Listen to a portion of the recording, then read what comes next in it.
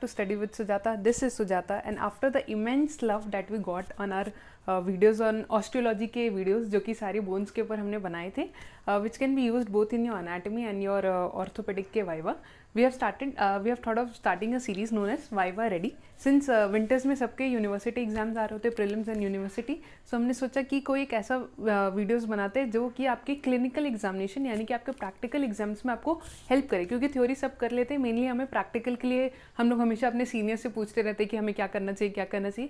तो me as a senior is here to guide you, जो कि मैंने अपनी यूनिवर्सिटी के थ्रू सीखा है कैसे पेशेंट का हिस्ट्री टेकिंग है, चाहे वो कोई भी क्लिनिकल केस हो, उसका एग्जामिनेशन क्या है, बेड साइड वाइवा में प्रोफेसर्स हमसे क्या पूछेंगे, तो वो मैं आपको एक शॉर्ट वे में और मेनली जैसे आपको याद रह सके एक स्टूडेंट की तरह आपको बताऊंगी, जस्ट लाइक योर सीनियर और मे बी योर कोलीग. सो उसके एपिसोड 1 के लिए वी हैव जनरल सर्जरी और उसमें भी very common clinical case which is thyroid gland examination. So let's start. तो वेलकम टू थायराइड ग्लैंड का एग्जामिनेशन. उसमें 2 पार्ट्स होता है. पहला होता है कि हम लोग पेशेंट का हिस्ट्री टेकिंग करते हैं एंड नेक्स्ट होता है कि उसका हम लोग क्लिनिकल एग्जामिनेशन करते हैं. तो पहले will discuss about history taking. तो कोई भी हिस्ट्री टेकिंग में जो सबसे इंपॉर्टेंट 3 पॉइंट्स है वो मैंने पहले ही लिखे. अब वो चाहे आपका सर्जरी का केस हो, चाहे मेडिसिन का हो, चाहे OBGY का हो, आपको ये चीज़ याद रखना है कि आपको हर पूरा जो आपका हिस्ट्री है वो आपको सेंटेंसेस में बोलने हैं. Second thing, speak a word only if you no, because मैं खुद फंसी हूँ इस चीज़ में. जनरली आपको मतलब पता होता है, क्लिनिकल बुक्स में दिया होता है कि ऐसे हिस्ट्री लेना है, ये पूछना है, ये पूछना है, उस चक्कर में आप सब कुछ पूछ देते हो और वो आपको पता नहीं होता है कि ये इस केस से रेलेवेंट क्यों है. तो अगर आपको नहीं पता है कि वो क्यों रेलेवेंट है तो देन डू नॉट स्पीक. आपको जो पता है आप वही बोलिए, बिकॉज वाइवा जो ले रहे होते हैं उनका कोई फिक्स सेट ऑफ क्वेश्चंस नहीं होता. वो आपको सुनते हैं, फिर वो सोचते हैं अच्छा इसने ये बोला, इससे मैं ये पूछ लेता हूँ, फिर आपको नहीं आता होगा तो आप फंस जाओगे. तो speak only if you no, this is the most important rule. और थर्ड है कि आपका एक समरी प्रिपेयर्ड होना चाहिए, जिसका मैंने यहाँ पे अपने एक एग्जाम्पल केस जो मैंने लिया था अपने यूनिवर्सिटी के टाइम पे वो मैंने लिख के रखा है. You can take the screenshot and copy it. आप अपने पेशेंट के समय इसके डिटेल्स चेंज करके यूज़ कर सकते हो. ये एक शॉर्ट आपका हिस्ट्री टेकिंग के बाद जो समरी होता है ये वो है, और क्लिनिकल एग्जामिनेशन के बाद हम इसमें और ऐड करते हैं हमारी क्लिनिकल फाइंडिंग्स. तो वो समरी भी मैं आपको लिख के दूंगी. तो दिस इज़ द समरी. तो आपको 3 पॉइंट्स याद रखने हर एक सब्जेक्ट के हर एक क्लिनिकल केस के एग्जामिनेशन में, हिस्ट्री टेकिंग में, कि हर चीज़ आप सेंटेंसेस में बोलिए. Second thing, speak only if you know and then the summary portion. Okay. तो हिस्ट्री टेकिंग में सबसे पहले हम लोग पेशेंट के पर्टिकुलर पूछते हैं, नेम, एज, सेक्स, लोकेशन है ये सब. लेकिन एक थायराइड के एग्जामिनेशन में 2 ही चीज़ इंपॉर्टेंट है. पहला है एज और दूसरा है सेक्स. सेक्स क्योंकि जनरली फीमेल्स में कॉमन होता है, और एज क्योंकि मेनली ये हमारे जो मिड वाले एज है और उसके आगे एल्डरली एज है ये उनमें कॉमन होता है. तो मतलब ऐसा स्वेलिंग जैसा वो उन एजेस में कॉमन होता है. बाकी थायराइड हाइपरथायरॉयडिज्म का प्रेवलेंस यंग एजेस से भी होता है. तो इसलिए इस केस में हमें एज एंड सेक्स इंपॉर्टेंट है. वैसे भी नेम ऑफ द पेशेंट हम लोग कहते नहीं है, XYZ या कुछ भी आप कहते हैं. और एरिया भी हो सकता है अगर वो कोई हाइपोथायरॉयड बेल्ट से आता हो, मतलब जहाँ पे आयोडीन की कमी हो, हिमालयन बेल्ट या वो सब से आता हो. उसके बाद जो हमारा चीफ कंप्लेंट है वो मेनली थायराइड ग्लैंड के एग्जामिनेशन में हमारा वो मोस्ट और कभी कभी सिंगल मोस्ट वही चीफ कंप्लेंट होता है, विच इज़ तुम्हारा स्वेलिंग. तो स्वेलिंग में हमें बताना है कि स्वेलिंग का सबसे पहले साइट क्या है, कितने नंबर में है वो. ठीक है, सॉलिटरी स्वेलिंग है, मल्टीपल स्मॉल स्वेलिंग्स है, तो आपको सबसे पहले बताना है उसके नंबर, सॉलिटरी स्वेलिंग या मल्टीपल. तो उसका साइट क्या है, इन फ्रंट ऑफ द नेक आप बोलोगे. फिर उसके बाद कितने टाइम से है वो, यानी कि since 10 years, since 4 years, since 4 month, since 1 month, ऐसे. फिर वो इंसीडियस था, इन ऑनसेट, या फिर अब्रप्ट था वो इन ऑनसेट. एंड देन फिर वो इंक्रीज कैसे, वो आपका सडन इंक्रीज इन साइज या फिर प्रोग्रेसिवली ग्रेजुअली वो प्रोग्रेस होता गया टू द प्रेजेंट जो उसका साइज़ है. साइज़ जब आप बताओगे तो आपको अप्रॉक्सीमेटली बताना है कि वो इनिशियली जैसे फॉर एग्जांपल 2x2 सेंटीमीटर था and it has increased gradually to size of 10x12 centimeter. ठीक है, तो आपको क्या क्या बताना है, सॉलिटरी, साइट, साइज, इंसीडियस था ऑनसेट या फिर सडन था, एंड देन सडन या ग्रेजुअली वो कितना इंक्रीज हुआ है. ठीक है. Next, it may be associated with pain. अगर पेन है तो ठीक है, नहीं है तो you can say it is a painless, it is not associated with pen.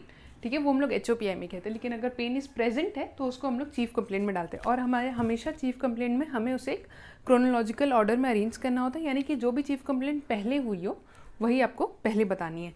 जैसे कि सबसे पहले स्वेलिंग है सिंस 4 मंथ्स. फिर अगर वो बाद में साइज में इंक्रीज होके वो पेन कॉज कर रहा है तो देन पेन सिंस 2 मंथ्स. वैसे ठीक है, पेन ऊपर नहीं जाएगा, स्वेलिंग ऊपर जाएगी, देन पेन. अगर पेन है तो उसका ऑनसेट ड्यूरेशन प्रोग्रेशन हम लोग शॉर्ट में बताते हैं चीफ कंप्लेंट में, लेकिन HOPI में हम लोग को उसको इन अ बिगर वे डिस्क्राइब करना पड़ता है। फिर है डिफिकल्टी स्वॉलिंग, ब्रीदिंग या फिर होर्सनेस ऑफ वॉइस। जनरली अगर एडजेसेंट स्ट्रक्चर्स को कंप्रेस करता है, होर्सनेस ऑफ वॉइस अगर आप बोल रहे हो तो कीप इन माइंड कि वो रिकरेंट लारेंजियल नर्व के इन्वॉल्वमेंट की वजह से होता है। स्वॉलिंग और ब्रीथिंग भी वही थायराइड इनलार्ज होकर ट्रेकिया, ईसोफेगस ये सबको कंप्रेस करता है, तो इट में लीड टू डिस्फेजिया, डिस्निया, ये सब। ठीक है, तो ये सब हो सकता है आपको मेनली चीफ कंप्लेंट। अब हम लोग HOPI में आते हैं, तो वो हमारा फर्स्ट जो पेटेंट लाइन है, पेशेंट वॉज अपैरेंटली ऑलराइट ब्ला ब्ला ब्ला। उसके बाद व्हेन ही नोटिस्ड या फिर when a swelling noticed bye her relatives या ऐसा कुछ भी, कितना था वही सॉलिटरी आपको बताना है, फिर साइड बताना है, साइज बताना है, इंसीडियस था, ऑनसेट बताना है, एंड ये भी आप बता सकते हो that there is no history of rapid increase. अब ये अगर आप कहते हो तो आपसे पूछा जाएगा why are you asking this. इसका मतलब है कि अगर रैपिड इंक्रीज हो रहा है तो हम लोग उसको बोल सकते हैं कि it may be turning into a malignant condition, इसलिए हम लोग ये पूछते हैं। फिर is it associated with pain और not. If it is associated with pain तभी कहना, वरना बोलना it is not associated with any pain. फिर आपको अगर पेन है तो ऑनसेट, ड्यूरेशन, प्रोग्रेशन बताना है। फिर वही फिर थर्ड में आपको बताना है if it is associated with compression of the adjacent structures which may be leading to dysphagia, dyspnoea, ये सब, एंड होर्सनेस ऑफ वॉइस। फिर आप एक और पॉइंट बोलते हो कि if the features of hypothyroidism और हाइपोथायरॉयडिज्म आर प्रेजेंट, तो अब आ जाएगा कि क्या है उनके फीचर्स। तो मेनली वो आपने अपने थ्योरी क्वेश्चंस में पढ़े हैं कि हाइपोथायरॉयडिज्म में वेट गेन होता है, कोल्ड इंटॉलरेंस होता है, ड्राइनेस होता है, ये सब आपको कहना होगा। और एपेटाइट, वो मतलब दे आर ओबीज बट उनका एपेटाइट लेस होता है। वही अगर हाइपरथायरॉयडिज्म में आप जाते हो तो उनको कॉन्स्टिपेशन होता है, उनका एपेटाइट इंक्रीज होता है, लीन वेट होते हैं, हीट इंटॉलरेंस होता है, तो वो सब आपको बताना होगा। और पास्ट हिस्ट्री में फिर आप बता दो कोई नेक का सर्जरी हुआ है या फिर कोई इरेडिएशन को, उनका कोई रेडिएशन का हिस्ट्री है कि नहीं। पर्सनल हिस्ट्री में आई एम ओनली फोकस यहाँ पे आपका होता है menstrual history. If it is a female which is commonly a female only thyroid gland के लिए, तो आपको मेंस्ट्रुअल हिस्ट्री पे बहुत फोकस करना पड़ता है। लेकिन अगर आपकी पेशेंट पोस्ट मेनोपॉजल है, 60-70 ईयर्स की है, तो आपको उसका मेनार्की और वो सब कहने की ज़रूरत नहीं है। लेकिन अगर वो अभी 40-50 में है तो आप उसका मेनार्की डिस्क्राइब करोगे, उसके साइकिल्स।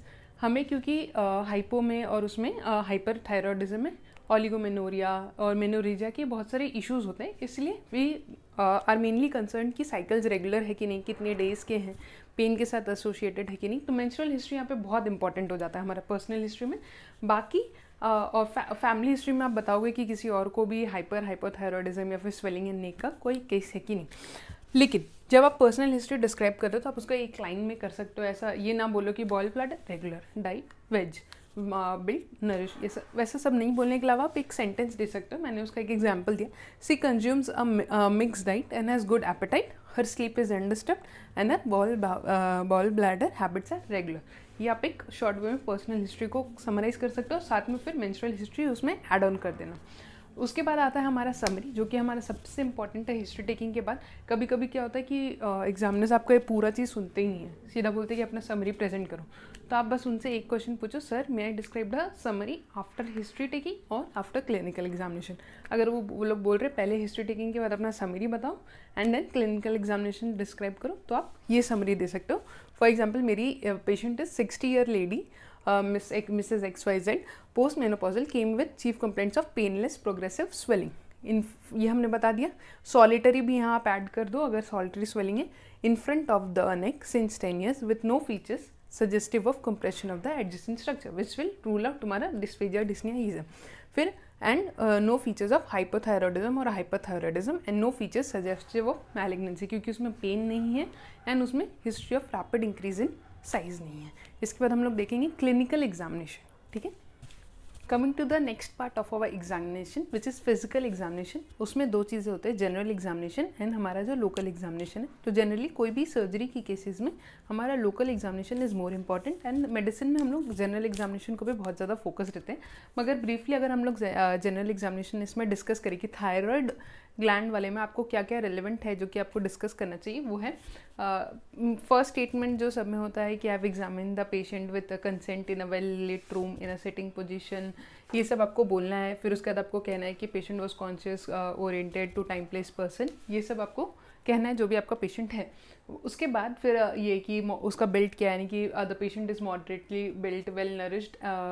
फिर ये पैलर, इक्टरस, ईडिमा वाला जो पार्ट आता है वो आपको बोलना है। There is no pallor, oedema, icterus. अगर कुछ प्रेजेंट है तो आप बोल सकते हैं, मगर जनरली थायराइड ग्लैंड के केसेस में कुछ नहीं होता है, तो हम लोग साथ में ये चीज़ ऐड कर देते हैं। ऑब्वियसली ये रिमेंबर कीजिए कि ये भी अगर आप एक सेंटेंस में बोलते तो बहुत अच्छा होगा। और इसके बाद हम लोग लास्ट में एग्जामिनेशन के वो समरी पोर्शन जो है, जो कि हम लोग बताने वाले हैं, जो कि हमारा मेन है। कभी कभी जो मैंने कहा कि वाइवा वाले सीधा पूछ रहे कि टेल मी द समरी, तो आप सीधा वो भी कहोगे तो आपका एक बहुत स्ट्रॉन्ग इम्पैक्ट पड़ेगा आपके जो वाइवा ले रहे हैं उनके ऊपर, जो आपके प्रोफेसर्स हैं उनके ऊपर, ठीक है। और जनरल एग्जामिनेशन में आप BP, pulse rate, heart rate, respiratory rate, temperature, ये सब देखते हो, क्योंकि इसमें थायराइड वाले में अगर हाइपोथायरॉयडिज्म होता है तो पल्स ज़्यादा होता है, बीपी ज़्यादा होती है, तो वो सिंपैथेटिक स्टिमुलेशन वाला सब सीन आता है वहाँ पे, तो वो आपको यहाँ पे बताना ज़रूरी हो जाता है। और फेस में जनरली क्या होता है, हाइपोथायरॉयडिज्म मिक्सेडेमिक फेसेस हो जाता है, थोड़ा स्वेलिंग होती है, वो सब शिन और वहाँ पे भी मिक्सॉइड फीचर्स होते हैं, तो वो सब आप बता सकते हो अगर प्रेजेंट होता है, वरना there are no features of hyper और हाइपोथायरॉयडिज्म, ठीक है, नो फीचर्स सजेस्टिव ऑफ, वो आप कह के भी रहने दे सकते हो।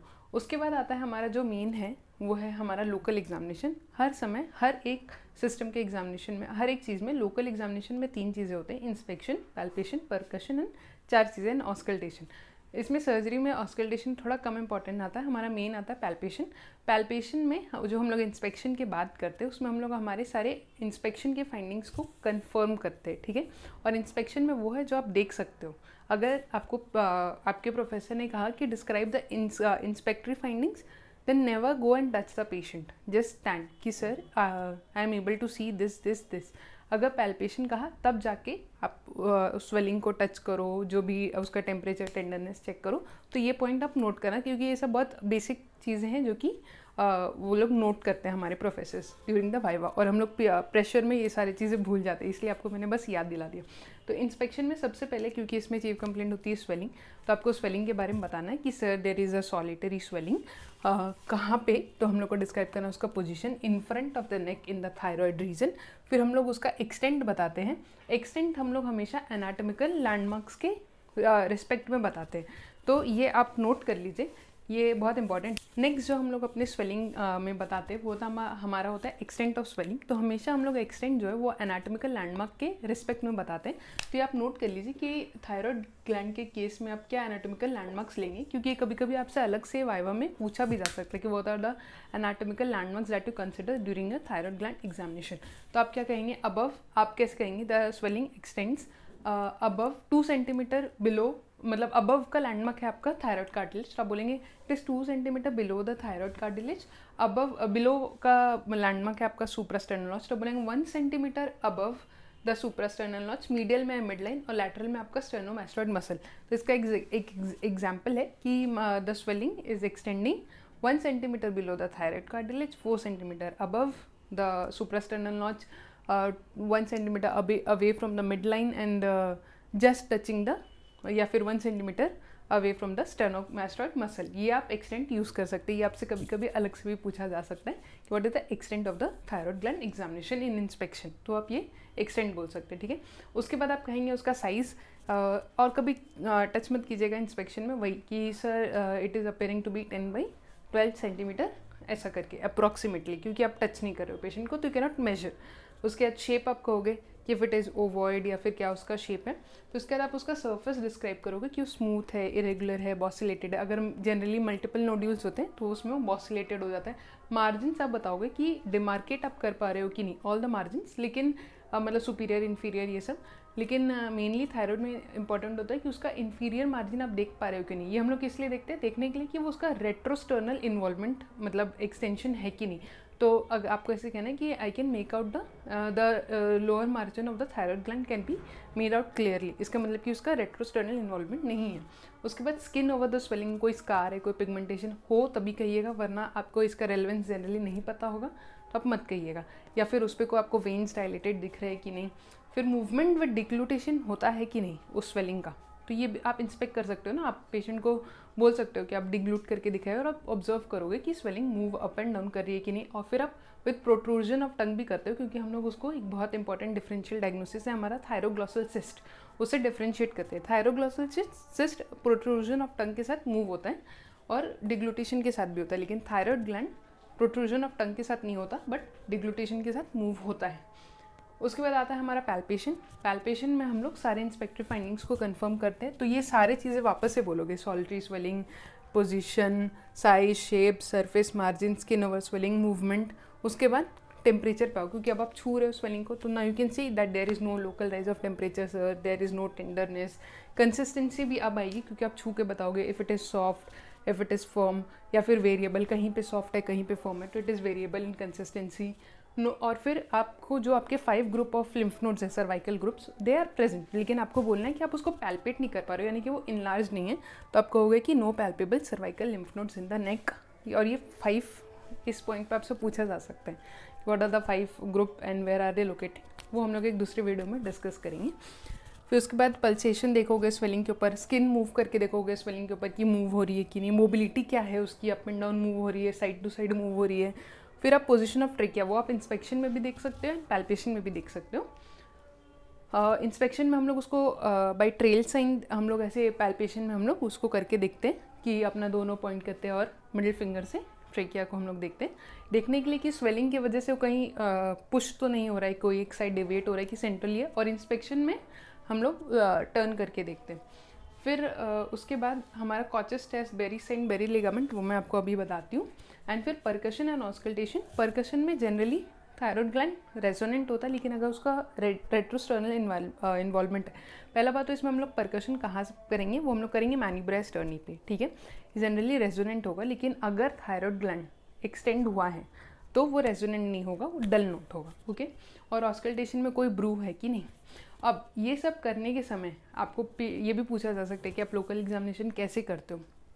Do you standing behind the patient, never in front of the patient, ठीक है। आप पीछे से जाके ये सारे जो पैल्पेशन वाले फाइंडिंग्स होते हैं वो आप पीछे से जो भी होता है वो करते हो।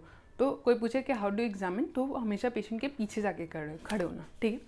और पैल्पेशन के बहुत सारे टेक्निक्स हैं, वो भी I will discuss now. Next हम लोग देखेंगे कि आपसे जनरली आपकी जो प्रोफेसर से पूछते हैं कि what are the various methods of palpation of the thyroid gland. तो आपको मैंने बताया कि आपको पीछे से करना है। पैल्पेशन के 3 जो कॉमन मेथड्स है वो है लाही, पिजेलो एंड क्राइल मेथड। तो जो हमारे 3 पैल्पेशन के मेथड्स हैं वो ये 3 हैं। तो पिजेलो सबसे कॉमन है जो हम लोग करते हैं, उसमें हम लोग पेशेंट को क्या बोलते हैं कि अपने फिंगर्स को क्लैस्प करे और अपने ऑक्सीपुट पे रखे और ऐसे थोड़ा लेड बैक हो जाए, ठीक है, ताकि इससे आपका जो थायराइड है वो प्रोमिनेंट हो जाता है। उसके बाद आप इसको ऑब्जर्व करते हो, तो दिस इज़ आपका पिजेलो मेथड। इससे आपका मतलब पूरा थायराइड प्रोमिनेंट हो जाता है, तो आप उसका एंटीरियर सरफेस को बहुत अच्छे से मेकआउट कर पाते हो। फिर उसके बाद आता है आपका Lahey's method. Lahey's method is for the anterolateral, आपका जो सरफेस है, बॉर्डर्स है, उनके लिए होता है मेनली। उसमें आप क्या करते हो कि अगर आपको मतलब सपोज अगर आपको राइट साइड का फील करना है तो आप लेफ्ट साइड से पुश करते हो थायराइड को और फिर राइट लोब को फील करते हो, ठीक है। फिर अगर लेफ्ट को करना है तो राइट साइड से पुश करते हो, फिर इससे आप इसको फील करते हो, लेफ्ट साइड के लोब को फील करते हो। बीच में इस्थमस को, इस्थमस हम लोग मेनली करते हैं क्राइल मेथड से। क्राइल मेथड से हम लोग पेशेंट को क्या करते हैं, हम लोग बोलते हैं आप ऊपर देखो, फिर आप डिग्लूट करो और फिर आप ऐसे करके आप थायराइड को फील करते हो, जैसे कि आप ट्रेकिया को करते हो वैसे आप थायराइड को फील करके आप मेनली उसके जो इस्थमस है वो आप क्राइल मेथड में मेकआउट कर पाते हो। तो पिजेलो में आप उसका एंटीरियर सर्फेस, लाइज में लैटरल वाले मेनली करते हैं एंड क्राइल में उसका इस्थमस, ठीक है। फिर थायराइड में अब हम लोग देखेंगे कि जो आई साइंस जो होते हैं थायराइड में, वो भी बहुत एक इंपॉर्टेंट वाइवा क्वेश्चन है, तो क्या क्या होते हैं, ठीक है। तो सबसे कॉमन जो आई साइन है वो है एक्सोप्थैलेमस। ये क्यों होता है, क्योंकि पीछे आपका जो ऑर्बिट के पीछे रेट्रो ऑर्बिटल फैट का अक्यूमुलेशन होता है। मिक्सेडिमा जो हमारा है, मिक्सॉइड क्या कहेंगे हम लोग उसे, ग्लूकोज, अमाइनो, ग्लाइकेंस, वो सब अक्यूमुलेट होते हैं, तो उसकी वजह से फैट बढ़ता है और वो आईबॉल को पुश करते हैं, ठीक है। तो उसकी वजह से होता है हमारा एक्सोप्थैलेमस। डालरिम्पिस साइन विच इज़ की visibility of the upper sclera, ठीक है। जब आप पेशेंट को नीचे देखने बोलते हो तो उसका अपर स्क्लेरा विजिबल होता है, that is known as Dalrymple's sign. Next आता है हमारा वॉन ग्राफिस साइन। इसमें लिड लैग होता है। आप पेशेंट को, इसको आप कैसे शो करोगे, मतलब एग्जामिन कैसे करोगे, आप बार बार पेशेंट को ऊपर नीचे इधर इधर देखने बोलोगे, इधर देखो, ऊपर देखो, नीचे देखो, तो फिर कुछ देर बाद जब आप उसको नीचे देखने बोलोगे तो उसका जो लिड है वो नहीं नीचे आ पाएगा, वो होता है लिड लैग, ठीक है। फिर वो मुलर्स मसल के इन्वॉल्वमेंट की वजह से होता है। फिर होता है जॉफ्रे। जॉफ्रे को मैंने कैसे याद किया है कि लॉस ऑफ जॉय, यानी कि वो जब वो बहुत टेंशन में होता है, आप अगर उसको ऊपर देखने बोलोगे ना, उसका फोरहेड, तो हम लोग ऊपर देखते तो there is wrinkling of the forehead ना, मगर उसमें क्या होता है कि रिंकलिंग नहीं होता है क्योंकि वो जॉय में नहीं, ही इज़ वेरी स्ट्रेस। तो वैसे मैंने याद किया Joffroy sign. Moebius sign is कि मतलब आप उसको दूर से अचानक से आप बोलो उसको उधर देखने, फिर आप अचानक से अपना ये फिंगर टिप इंट्रोड्यूस करो, तो फेलियर ऑफ कन्वर्जेंस होता है on for accommodation, that is known as Moebius sign. फिर आता है स्टेलवैग साइन। स्टेलवैग मैंने याद किया है, स्टेल हो जाता है उसका लुक, तो यानी कि उसका एक स्टेयर लुक होता है विच इज टेल लुक जैसा, तो वो स्टेलवैग साइन। तो these are the eye signs important for thyroid gland examination.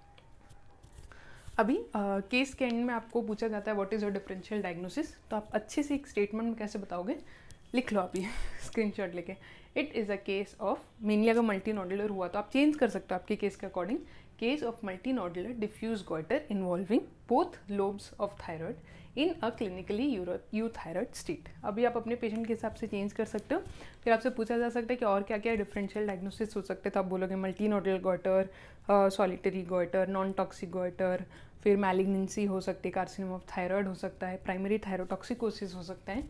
तो ये सब आप थायरोटॉक्सिकोसिस बोलने के लिए उसमें आपको मतलब बहुत सारे साइंस प्रेजेंट होने चाहिए, बहुत एंग्जाइटी, फिर पल्स रेट बहुत इंक्रीज, तब आप वो कह सकते हो, वरना आप ये उसका एक डिफरेंशियल डायग्नोसिस दे सकते हो। उसके बाद आता है what are the swellings which move with deglutition. ये आपसे पूछा जा सकता है जब आप इंस्पेक्शन में बोल रहे हो ना कि स्वेलिंग मूव्स विद डिग्लूटेशन, तो उसमें आप कह सकते हो सबहायर bursitis, pre laryngeal, pre tracheal lymph nodes and thyroglossal cyst. अभी ये सब क्यों मूव होता है विद थायराइड, आपका क्यों मूव होता है विद डिग्लूटेशन, ये पूछा जाएगा आपसे। तो उसके लिए आपका आएगा आपका क्वेश्चन कि व्हाट इज बेरीज लिगामेंट। ठीक है, बेरीज लिगामेंट की वजह से होता है। तो berries ligament pre tracheal fascia का एक कंडेंसेशन है जो कि आपका थायराइड और इसमें अटैच्ड होता है, जो डीप सर्वाइकल फेशिया का जो हमारा एक मॉडिफिकेशन है, जो हमारा प्री ट्रेकियल फेशिया है, उसका कंडेंसेशन होकर एक बेरीज लिगामेंट बनता है। ठीक है, जो आपका ईसोफेगस और इसमें अटैच्ड होता है ट्रेकिया में। तो जब आप स्वॉलो करते हो तो it moves up and down. ठीक है, इसलिए तो ये है आपका बेरीज लिगामेंट। फिर आपसे पूछा जाएगा what is Berry's sign. Berry's sign और बेरीज लिगामेंट का आपको डिफरेंस मालूम होना चाहिए। बेरीज साइन क्या होता है कि on either side of the swelling, ये स्वेलिंग के इस साइड में आप कैरोटिड पल्सेशन जब फील करते हो, carotid pulsation on the anterior border of the sternomastoid, तो वो जब नहीं फील होता है तो that is Berry's sign positive. Okay, फिर एक क्वेश्चन आता है कि what is Kocher's test. Kocher's test मतलब कि अगर आप प्रेस करते हो तो अगर स्ट्राइडर हुआ तो that is Kocher's test is positive, यानी कि थायराइड का इनलार्जमेंट है वो ट्रेकिया को ऑब्स्ट्रक्ट कर रहा है। और अगर नहीं हुआ तो it is absent, but it is never to be done, it is just for viva. Berry's ligament, Berry's sign and Kocher's test.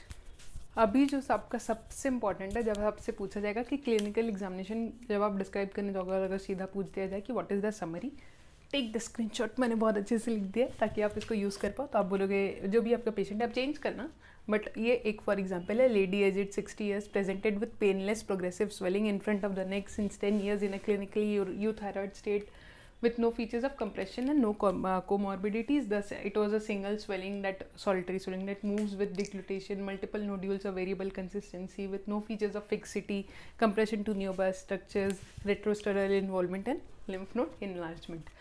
ये होगा आपका मेन चीज़ जो आप कहोगे। जनरली बहुत बार ऐसा होता है कि आपको सिर्फ यही बोलना होता है और फिर आपको पैल्पेशन करके दिखाना होता है, यही होता है आपका बेड साइड वाइवा।